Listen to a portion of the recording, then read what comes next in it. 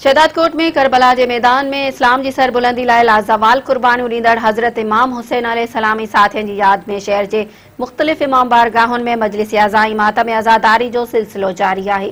हज़रत इमाम हुसैन अलैहिस्सलाम ऐं संदसि जानिसारनि की शहादत के सिलसिले में शहर के मरकज़ी इमाम बारगाह दरबार हुसैन ऐं सैयद हसन अली शाह जी इमाम बारगाह में मौलाना ज़हीर अब्बास साजदी इमाम बारगाह दरबार फातिमा हैदर फ़कीर जी इमाम बारगाह में मौलाना असद अली शहर इमाम बारगाह दरबार मुस्तफ़ा सैयदना अली अकबर शाह जी इमाम बारगाह में कारी खैर मोहम्मद खिताब कयो। इमाम बारगाह कारवान करबला में मौलाना आशिक हुसैन इनकलाबी इमाम बारगाह दरबार हैदर में मौलाना इरफान हैदर आबदी इमाम बारगाह अली ज़ैनुल आबदीन नंगरानी जी इमाम बारगाह में ज़ाकिर आरिफ हुसैन जतोई ऐं सैयद जाफ़र शाह जी इमाम बारगाह में सैयद इमरान हैदर मजलिस हुसैन अलैहिस्सलाम के खिताब कयो। शहर के मुख़्तलिफ़ सादात की हवेलियन में औरतानी मजलिस पिण हलंदड़ है जिते मुख़्तलिफ़ उलमाए ऐं ज़ाकिर औरतूं मजलिस के खिताब करे रहियूं आहिनि। उन मौके ते ख़तीबन मजलिस अज़ा के खिताब कंदे चयो त दीन इस्लाम की सरबुलंदी लाइ हज़रत इमाम हुसैन अलैहिस्सलाम पंहिंजे बचड़नि ऐं साथियनि की कुर्बानी ॾेई पंहिंजे नाने हज़रत मोहम्मद मुस्तफ़ा सल्लल्लाहु अलैहि वसल्लम जो दीन बचायो।